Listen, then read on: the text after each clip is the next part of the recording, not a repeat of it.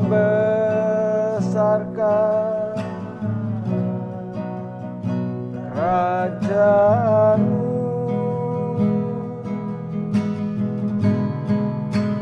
Ku mau mengikuti kehendak-Mu ya Bapa.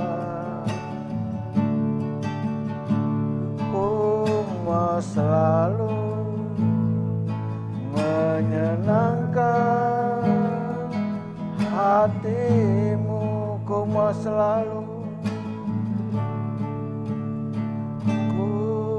mau selalu menyenangkan hati-Mu. Ku mau selalu, ku mau selalu menyenangkan hati-Mu.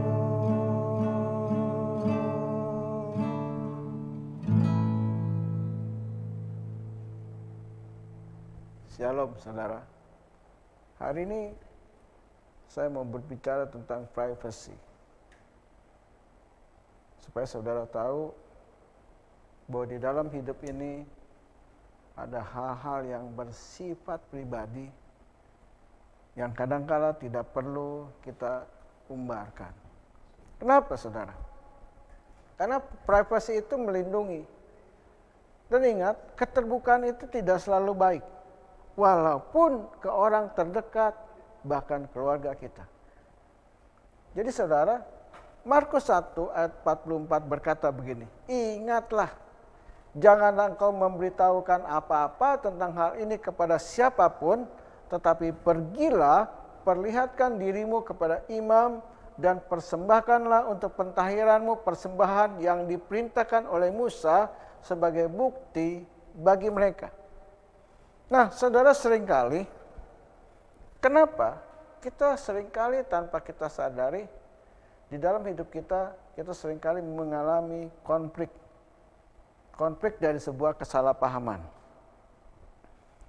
Ada pesan atau berita yang boleh disampaikan, ada pula yang hanya untuk didoakan. Jadi jangan terbalik-balik, saudara. Jika kita salah menempatkannya, maka akan merusak hubungan yang baik. Ini yang saudara harus perhatikan. Ayat 45-nya berkata begini, tetapi orang itu pergi memberitakan peristiwa itu dan menyebarkannya kemana-mana, sehingga Yesus tidak dapat lagi terang-terangan masuk ke dalam kota. Ia tinggal di luar di tempat-tempat yang sepi, namun orang terus juga datang kepadanya dari segala penjuru. Akibat keterbukaan, Yesus menjadi tidak leluasa. Dia tidak leluasa untuk pergi kemana-mana. Itu sebabnya saudara, saringlah setiap informasi masukan secara ketat. Agar tujuan akhir dari sebuah peristiwa berakhir dengan baik dan indah. Jadi, jangan kita ini ceplas-ceplos saudara.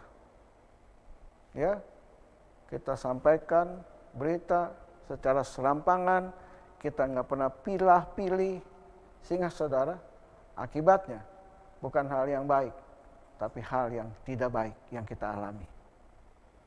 Matius 25 ayat 15 berkata, yang seorang diberikan 5 talenta, yang seorang lagi 2, dan yang seorang lagi 1. Masing-masing menurut kesanggupannya, lalu ia berangkat.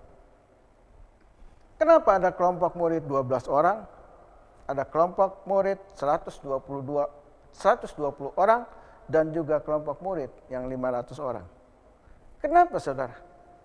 Karena setiap orang itu memiliki kapasitas pengertian yang berbeda-beda.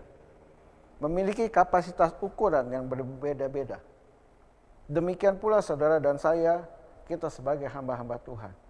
Ada kapasitas, ada ukuran yang berbeda-beda. Mazmur 12 ayat 3 berkata, biarlah Tuhan mengerat segala bibir yang manis dan setiap lidah yang bercakap besar. Jadi sekali lagi saya katakan sama saudara, jangan ceplas-ceplos dalam meneruskan berita. Jika kita berada di kelompok 12, artinya kapasitas ukuran kita jauh lebih besar dan baik daripada kelompok 120 orang.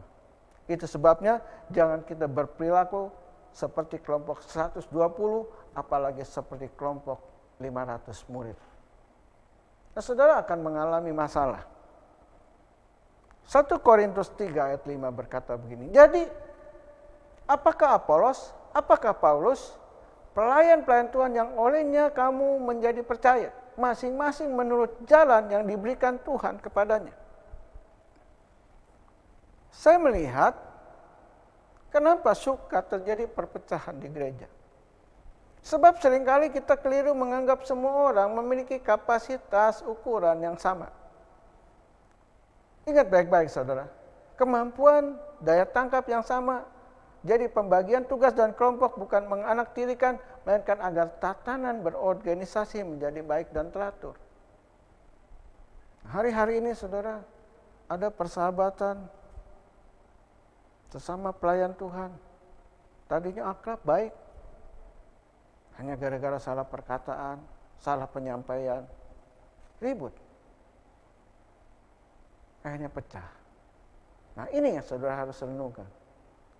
1 Korintus 3 ayat 6 dan 7 dikatakan begini, aku menanam, Apolos menyiram, tetapi Allah yang memberi pertumbuhan, karena itu yang penting bukanlah yang menanam atau yang menyiram, melainkan Allah yang memberi pertumbuhan.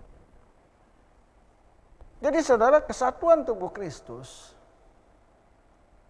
adalah saling melengkapi.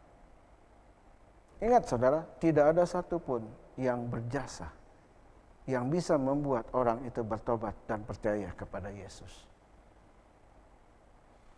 Mungkin saya menanam, saudara menyiram. Tetapi yang membuat orang itu bertobat bukan saya, bukan saudara, tetapi Allah sendiri, Roh Kudus. Jadi saudara, jangan ada yang memegahkan diri, jangan pernah merasa pekerjaan Tuhan itu berhasil karena diri kita, sebab Roh Kuduslah yang membuat semua pekerjaan pelayanan kita berhasil. Jadi segala apapun yang kita lakukan di dalam hidup ini, saudara, itu semua berasal dari Tuhan. 1 Korintus 3 ayat 8 berkata, baik yang menanam maupun yang menyiram adalah sama. Dan masing-masing akan menerima upahnya sesuai dengan pekerjaannya sendiri. Karena kami adalah kawan sekerja Allah, kamu adalah ladang Allah, bangunan Allah. Ingat baik-baik saudara, upah kita semuanya sama, yaitu sedinar. Jadi hentikan pertengkaran dan persaingan. Tidak ada seorang pun yang menang, sebab Tuhan sudah menjadikan kita pemenangnya. Jadi saudara dan saya sudah menjadi pemenang karena Tuhan yang membuat kita menjadi pemenang. Ini. Jadi tanamkan saudara di dalam hidup saudara satu pengertian yang dalam. Jadi jangan sembarangan ngomong, jangan sembarangan menilai, karena ada hal-hal privasi. Jangan sentuh harga diri orang. Jangan sentuh juga harga diri kita sendiri. Jangan saudara terlalu terbuka sehingga saudara orang akan menilai saudara macam-macam. Tuhan Yesus memberkati. Amin.